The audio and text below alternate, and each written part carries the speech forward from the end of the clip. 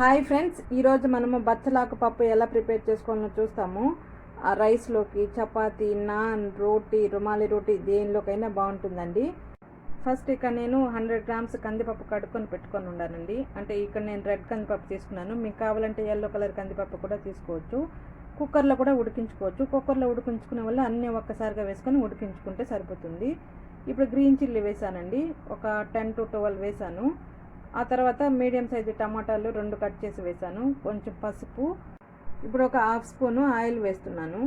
Oil వేసిన దానివల్ల పప్పు పొంగిపోకుండా బాగా ఉడికిపోతుందండి. అందుకని ఆయిల్ వేసి ఉడికించుకుంటున్నాను.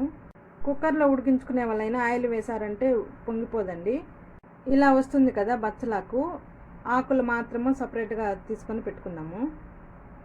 ఇలా తీసుకొని ఆకులన్నీ సపరేట్గా పెట్టుకున్న తర్వాత బాగా కడిగి క్లీన్ చేసుకోవాలండి. మీకు కావాలంటే సన్న కాడలు ఉంటాయి కదా, అవి కూడా వేసుకోవచ్చు. సన్నగా ఉండాలి, లేతగా ఉండాలండి, అప్పుడే బాగుంటాయి.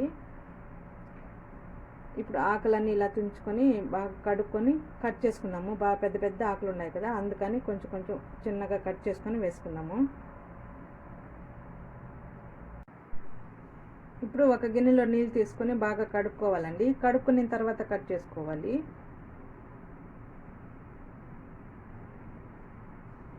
చూడండి, ఇలా ఆకులన్నీ పెట్టిన తర్వాత ఒకదానిపైన ఒకటి పెట్టి కట్ చేసుకోండి. నలిగిపోకుండా ఉంటాయి. నలిగిపోతే కూర టేస్ట్ బాగుండదు కదా, అందుకని నలిగిపోకుండా కట్ చేసుకోండి.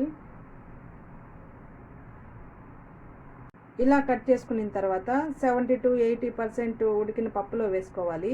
ఒకవేళ కుక్కర్లో ఉడికించుకునే వాళ్ళైతే పప్పుతో పాటు వేసి ఉడికించుకునేయచ్చండి, ఏం కాదు. ఒక చింతపండు మాత్రం లాస్ట్లో ఉడికించుకోవాల్సి వస్తుంది. ఇప్పుడు ఒకసారి పప్పు చూస్తున్నానండి, ఎంత ఉడికింది ఏమి అని. నేను తీసుకునింది ఎర్ర కందిపప్పు కాబట్టి తొందరగానే ఉడికిపోతుంది.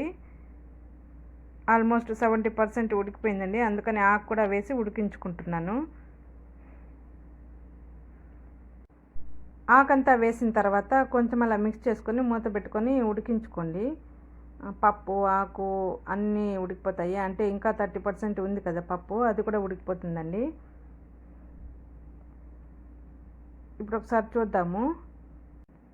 పప్పు ఆకు అన్నీ ఉడికిపోయాయండి. ఇప్పుడు చింతపండు వేసుకుందాము. చూడండి, మీకు కనిపిస్తున్నాయి కదా చింతపండు నీళ్ళు వేసింది. ఆ క్లిప్ ఎక్కడో మిస్ అయిపోయిందండి, ఏమనుకోకండి. మీరు చింతపండు ప్లేస్లో లెమన్ కూడా వేసుకోవచ్చండి. ఇప్పుడు ఒకసారి బాగా మిక్స్ చేసుకుని మళ్ళీ ఒక 2 నిమిషాలు ఉడికించుకోండి. చింతపండు పచ్చి వాసన పోయేంత వరకు ఉడికించుకుంటే సరిపోతుంది. చింతపండు కూడా ఉడికిన తర్వాత మీకు కావాలంటే దీంట్లో కొంచెం నీళ్ళు ఎక్కువ ఉన్నాయి కదా, ఆ వాటర్ అంతా పక్కన గిన్నెలో ఉంచుకొని పప్పుని ఎనుపుకోవచ్చు. అలా చేస్తే తొందరగా మెదిగిపోతుంది పప్పు. కానీ నేను ఇక్కడ అలాగే ఎనిపేస్తున్నాను. బాగా మెత్తగా ఎనుపుకున్న తర్వాత ఇప్పుడు తిరగబాత పెట్టుకుందాము. 4 స్పూన్స్ ఆయిల్, ఒక మీడియం సైజు ఉల్లిపాయని సన్నగా పొడవుగా కట్ చేసుకున్నాను. ఒక 3-4 వెల్లుల్లి రెబ్బలు కొంచెం క్రష్ చేసుకున్నాను. కొంచెం కరివేపాకు వేసుకొని ఫ్రై చేసుకుంటున్నాను. బాగా ఫ్రై చేసుకోవాలండి. మనం బిర్యానీకి ఫ్రై చేసుకుంటాం కదా, గోల్డెన్ బ్రౌన్ కలర్ వచ్చేంత వరకు అలా ఫ్రై చేసుకోవాలి. హై ఫ్లేమ్లోనే ఫ్రై చేసుకోండి. ఇప్పుడు ఇలా ఫ్రై అయిన తర్వాత పప్పులో వేసుకునేసేయాలండి. మనం ముందుగా ఎనుపుకొని పెట్టుకొని ఉన్నాం కదా, ఆ పప్పులో వేసుకొని వెంటనే మూత పెట్టేసేయాలి. వేసుకొని మూత పెట్టేసేయండి 1 minute వరకు. 1 minute తర్వాత తీసి చూపిస్తున్నానండి. ఇప్పుడు పప్పు బాగా ఉడుకుతుంది కదా, ఇంకొక నిమిషం కూడా ఉడికించుకొని కొంచెం కొత్తిమీర వేసుకొని స్టవ్ ఆపుకునేసేయండి, రెడీ అయిపోతుంది. పప్పు ఈ కన్సిస్టెన్సీలోనే ఉండాలండి. మరీ ఎక్కువ తిక్కుగా ఉండకూడదు, మరీ పలచగా కూడా ఉండకూడదు. ఇలాగే ఉంటేనే బాగుంటుంది. ఇప్పుడు రెడీ అయిపోయిందండి. ఈ వీడియో కనుక మీకు నచ్చినట్లయితే లైక్, షేర్, సబ్స్క్రైబ్ చేసుకోండి. నెక్స్ట్ వీడియోతో మళ్ళీ కలుసుకుందాం.